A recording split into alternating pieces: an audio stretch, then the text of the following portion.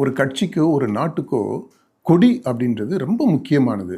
ஏன்னா அந்த கொடி தான் அந்த கட்சியினுடைய நாட்டினுடைய சிம்பலாக சின்னமாக அமைஞ்சிருக்குது. It represents the party, it symbolises the party. Not only the party, அந்த பார்ட்டியினுடைய கொள்கை, கோட்பாடு, கருத்தியல், எவ்ரிதிங் அது எல்லாத்தையுமே அதனுடைய சார அம்சமாக இருக்கக்கூடியது இந்த கொடி. அதனால் கொடிக்கு எல்லா கட்சிகளையும் பாருங்கள் அவ்வளவு முக்கியத்துவம் கொடுப்பாங்க. நாடுகள் பாருங்கள், நம்ம நாட்டை எடுத்துக்கிட்டோம், நம்ம தேசிய கொடியை அவமரியாதை செஞ்சிட்டோம் அப்படின்னா அது வந்து தேச துரோக குற்றம், பெருங்குற்றம். அது அந்த அளவுக்கு முக்கியத்துவம் நம்ம கொடுக்குறோம். கட்சிகளுமே அவங்களுடைய கட்சி கொடிகளுக்கு முக்கியத்துவம் கொடுக்குறாங்க.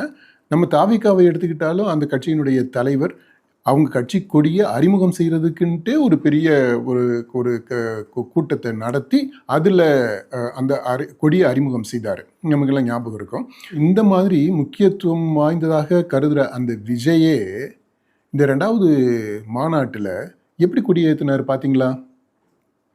சேம். முதல்ல கொடி கம்பம் நடப்பட்டிருக்கு. அந்த பேஸில் நின்று தான் கொடியவே ஏற்றணும். இவர் வந்து ஸ்டேஜை போட்டு அங்கே நிற்கிறாரு, கொடி வந்து கீழே தரையில் நிற்குது. இவர் ஆல்மோஸ்ட் ஒரு பாதி கொடி கம்பத்தில் நின்றுட்டு கொடி ஏற்றினது மாதிரி ஆகி போயிடுச்சு. 2வது, அவர் கொடியை ஏற்றிட்டு கட்சி கொடி ஏற்றின அந்த கட்சி தலைவரும் சரி, அந்த மேடையில் இருந்த கட்சி நிர்வாகிகளும் சரி, அடுத்து நின்ன அந்த தொண்டர்களும் சரி, ஒருத்தர் கூட அந்த கட்சி கொடியை பார்த்து அதுக்கு உரிய மரியாதையை செலுத்தவே இல்லைங்க. கொடி ஏற்றின அந்த தலைவர் தம்ஸ்அப் காட்டிகிட்டு இருக்கிறாரு. அதாவது கட்சி ஆரம்பித்து இவ்வளவு நாள் ஆகியும் ஒரு அமைப்புக்குள்ளே வரவே இல்லை. அதாவது கொடின்றது என்ன அப்படின்றதனுடைய முக்கியத்துவத்தை ரியலைஸ் பண்ணக்கூடிய அளவுக்கு கூட கட்சி தலைவரும் இல்லை, கட்சி தொண்டர்களும் இல்லை அப்படின்னா